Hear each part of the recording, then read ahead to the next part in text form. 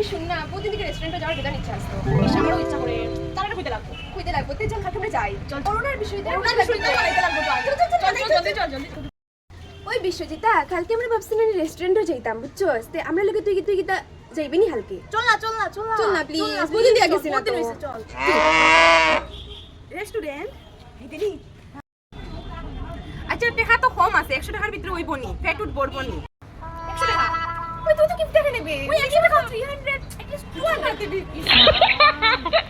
100 টাকার উপর খরচ করার কোনো ইচ্ছা নাই ও কি ডাইরেকশন বিয়ার মেনু কি তার গোটা খাওয়া একবার কম দামি জিনিস রাখবে এটা তুমি ফ্রেশ ইওর এর লাগি তোর বিয়ে দিতাম না বিয়ার মেনু কি টাকা পেরে যেটা 100 টাকার ভিতরে খরচ করা যায় কিটা আছে খিচুড়ি